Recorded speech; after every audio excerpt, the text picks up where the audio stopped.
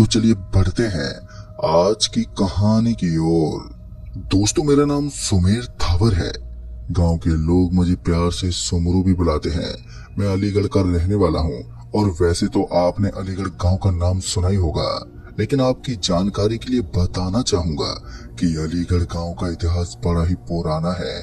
लोग यहाँ की घटनाओं को पहले तो काल्पनिक बताया करते थे, लेकिन जब लोगों के साथ वास्तव में इस तरह की हरकतें होने लगी, तब जाकर लोगों को इस चीज का यकीन हुआ कि असल जिंदगी में भी कुछ ऐसा हो सकता है। तो आइए जानते हैं आखिर किस तरह से लोगों की काल्पनिकता के ऊपर से पर्दा उठ गया और वास्तविकता से रूबरू होकर उन्हें इस चीज का एहसास हो गया। तो चलिए जानते हैं इस घटना को और भी करीब से। दोस्तों, मैंने अपनी जिंदगी में अपने दादाजी से भूत प्रेत की बहुत सारी कहानियां सुनी थी, जिन पर यकीन करना इतना आसान नहीं था। ऊपर से तब जब आप साइंस के कॉलेज में पढ़ रहे हो। वैसे तो हमारा गांव इतना पढ़ा लिखा नहीं था, लेकिन आज की जनरेशन के बच्चे स्कूल में जाकर काफी इंटेलिजेंट बन गए थे और शायद यही एक बड़ी वजह थी कि गांव में धीरे धीरे अब अंधविश्वास के ऊपर से पर्दा उठने लगा। वैसे देखा जाए तो यह गांव के लिए एक बहुत ही अच्छा संकेत था कि लोग उन चीजों में विश्वास नहीं करते जो आज की दुनिया में साधारण बन के रह गई हैं। लेकिन कभी कभी बड़े बुजुर्ग लोगों की बात मानना बेहतर होता है। लेकिन जैसे जैसे समय बीत रहा था, तो वैसे वैसे लोगों के दिमाग से ये भ्रम निकलता जा रहा था कि भूत जैसी कोई चीज भी होती है। और फिर आती है एक ऐसी रात जिसकी कयामत में पूरा गांव भय से दहल जाता है। किसी को विश्वास नहीं होता कि यहाँ पर कुछ ऐसा भी हो सकता था। हुआ कुछ ऐसा था कि वो एक अमावस की रात थी। कहने को तो वो अमावस की रात बाकी रातों की तरह एक रात होती है, लेकिन उस रात का अंधेरा अपनी डरावनी दास्तानों को बयां करता है। दहशत में गुजरते हुए हर पल भूतों की ताकत को और भी ज्यादा बढ़ा देते हैं। जैसे जैसे इंसान इन चीजों से घबराता है, तो भूतों की ताकत और भी ज्यादा बढ़ जाती है। दोस्तों, मैं अपने गांव के कुछ लोगों के साथ उस रात गांव में ही बैठा हुआ था। मेरे आसपास लगभग 3 से 4 जने थे। हम आपस में इधर उधर की बातें कर रहे थे।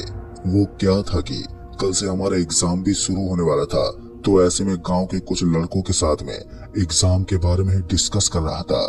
इतने में एक लड़के ने बोला, भाई गांव की सरकारी स्कूल के अंदर कुछ दिखा है। उसकी बात सुनते ही जब मैंने सरकारी स्कूल की तरफ देखा, तो पहले तो मुझे वहाँ कुछ भी नहीं दिखा, लेकिन फिर ऐसा लगा कि वहाँ कोई लड़की और लड़का है। इतनी रात को जब हमें लगा कि वहाँ पर कोई गुपचुप करने की कोशिश कर रहा है, तो हमने अपने हाथ में एक एक लकड़ी उठाई और सरकारी स्कूल के अंदर चल दिए। हमने दीवार के ऊपर से छलांग लगाई थी, क्योंकि सरकारी स्कूल का दरवाजा तो बंद किया गया था। तो ऐसे में किसी तरह से हम अंदर दाखिल हो गए। फिर जैसे हम अंदर पहुंचे, तो अंदर तो हमें ऐसा कुछ भी नजर ही नहीं आया जो बाहर से दिखा था। इसलिए मैंने अपने दोस्त को बोला, अरे भाई तेरा दिमाग खराब है क्या? ऐसे हवा में बातें बोल देता है। इससे पहले कि मैं उसे 2-4 खरी खोटी सुनाता कि इतने में ही हमें एहसास हुआ कि उस स्कूल की छत के ऊपर से कोई जोर से चिल्लाया था।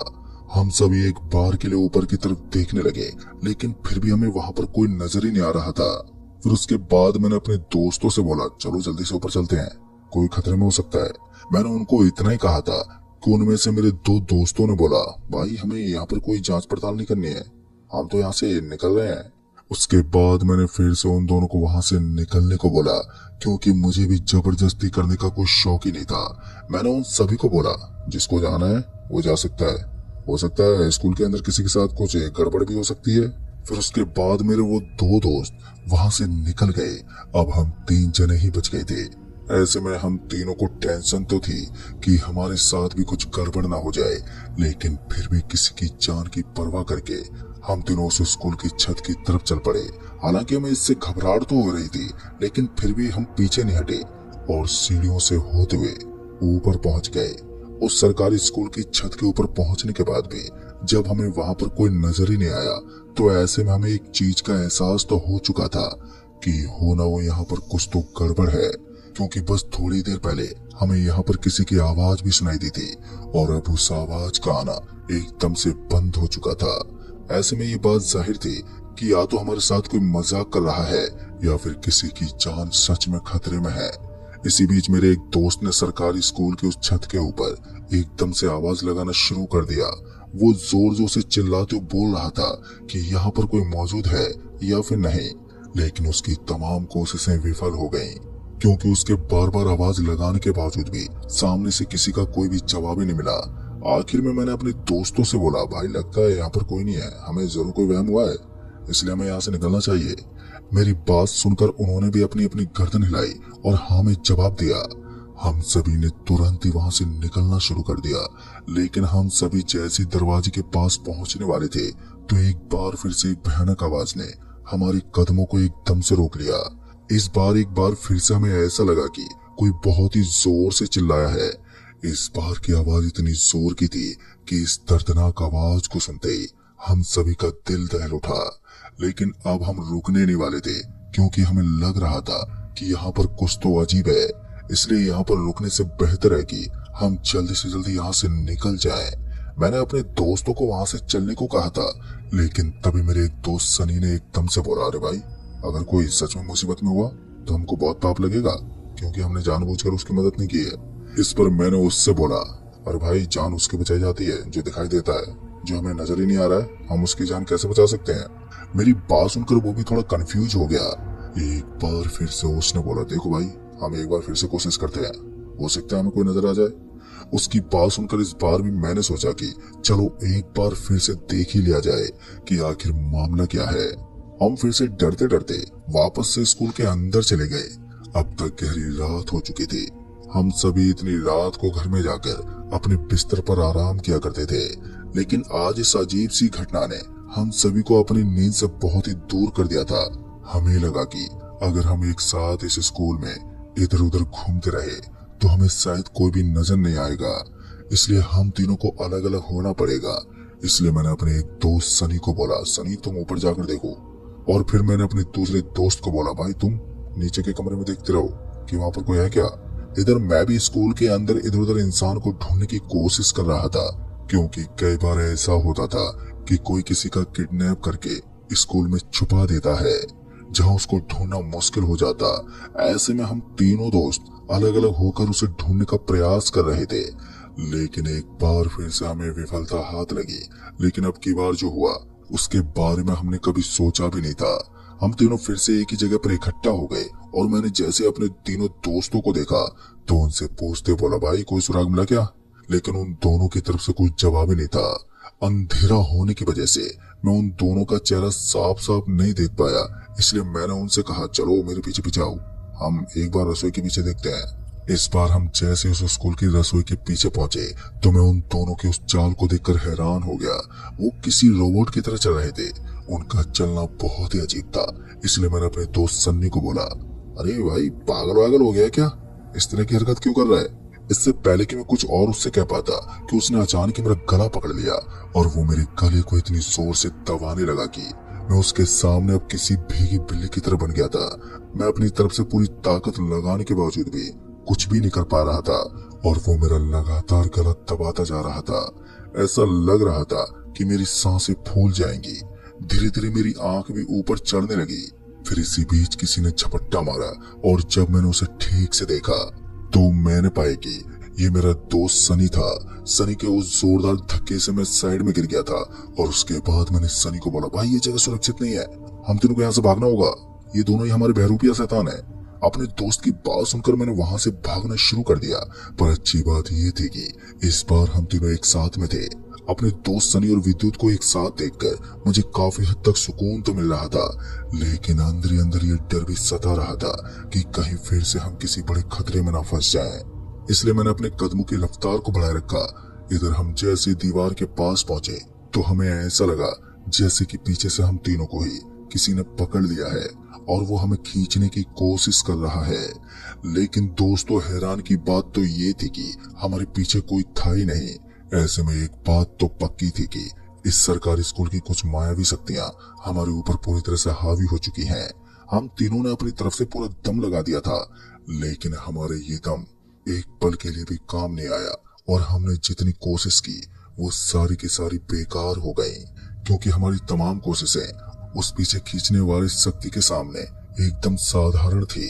इतने में ही मेरे एक दोस्त ने चिल्लाते बोला, भाई हमें से किसी एक को यहाँ से भागना होगा, अगर हमें से एक भी यहाँ से भाग निकलता है तो जल्दी से घर वालों को बुला कर ले आएगा।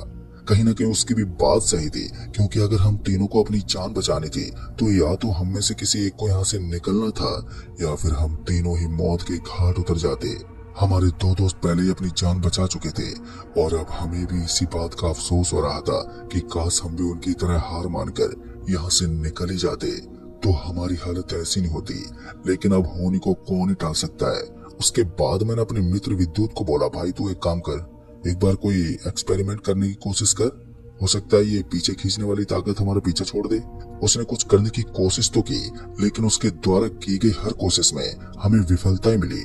आखिर में थक हार कर हमने अपने शरीर को ढीला छोड़ दिया और जैसे हमने अपने शरीर को ढीला छोड़ा तो हमें महसूस हुआ कि अब वो पीछे की तरफ खींचने वाली ताकत अब कमजोर हो गई है। जैसे हमने अपनी तरफ से जोर लगाना बंद किया तो उसकी तरफ से भी जोर लगाना बंद हो गया। हालांकि इस चीज को नोटिस करने में मैं सबसे पहले कामयाब हुआ। मेरे बाकी दोस्तों ने इस चीज के ऊपर इतना गौर ही नहीं किया। वो अभी भी बहुत ज्यादा घबराए हुए थे, इसलिए मैंने अपने दोस्तों को बोला, तुम लोगों को मेरे कहे मुताबिक एक काम करना है, तुम चुपचाप अपने आप को बहुत ही हल्के हल्के दीवार की तरफ खींचने की कोशिश करो। इस बार जैसे मैंने अपने दोस्तों को बताया था, उन्होंने अपने कदमों को ठीक उसी तरह से रखना शुरू कर दिया। और दोस्तों सच कहूं तो इस चीज का एहसास करके ही मुझे हैरानी हो रही थी। तो मैंने महसूस किया कि अब हम बड़ी आसानी के साथ उस स्कूल की दीवार के पास चलते जा रहे थे। पर अच्छी बात यह थी कि अब हमें कोई भी अपने पीछे से खींचने की कोशिश ही नहीं कर रहा था। इस समय ही मैंने जल्दी से दीवार पर अपना हाथ मारने की कोशिश की, लेकिन जैसे मैंने अपना हाथ मारने की ट्राई की तो फिर से मैं एकदम पीछे सरक गया। यानी कि एक चीज तो पक्की थी कि जब भी हम इस स्कूल की दीवार की तरफ रफ्तार से जाने की कोशिश करेंगे तब अचानक कोई अदृश्य शक्ति हमें एकदम से पीछे खींच लेगी। और एक बार फिर से वहां की अदृश्य ताकतों ने इस चीज का एहसास करवा ही दिया था। अब मुझे सिर्फ इस चीज का डर था कि कहीं मेरी इस गलती की वजह से मुझे कोई और बड़ा दंड ना भुगतना पड़ जाए। इतने में ही मेरा एक दोस्त एकदम से पीछे की तरफ जाने लगा। इस बार वो इतनी रफ्तार से पीछे जा रहा था कि उसे कोई नहीं रोक पाया और फिर स्कूल के एक दरवाजे ने उसे अपने अंदर घसीट लिया। हमारी आंखों के सामने हमारा दोस्त मौत के मुंह तक जा रहा था, लेकिन हम कुछ भी कर पाने में पूरी तरह से नाकाम थे। हम चाहते तो थे कि हम अपने दोस्त की जान बचाएं, लेकिन दोस्तों अगर हम उसकी जान बचाने के लिए वापस से पीछे की तरफ भागते तो हमें अपनी जान बचाना नामुमकिन जैसा हो जाता। इसलिए हम किसी भी तरह से दीवार के पास पहुंचे और उसके बाद इस स्कूल से भागते हुए सीधा गांव में पहुंच गए। गांव में पहुंचने के बाद हमने इस घटना के बारे में एक एक जने को बताना शुरू कर दिया और शायद हमारी ये तरकीब काम कर गई। उस वक्त हमने अपने दोस्त के घर वालों को भी इस बात के बारे में बता दिया था कि हमारे स्कूल में क्या क्या हुआ था, लेकिन इस काम में हमें लगभग 10 से 15 मिनट लग गए। अभी भी 10 से 15 मिनट का वक्त हमारे दोस्त की जान ले सकता था। इसलिए किसी भी तरह से हम जल्द से जल्द सरकारी स्कूल के पास पहुंच गए और हम जैसे स्कूल के पास पहुंचे तो हमने देखा कि वहां पर हमें अब कोई भी नजर ही नहीं आ रहा था।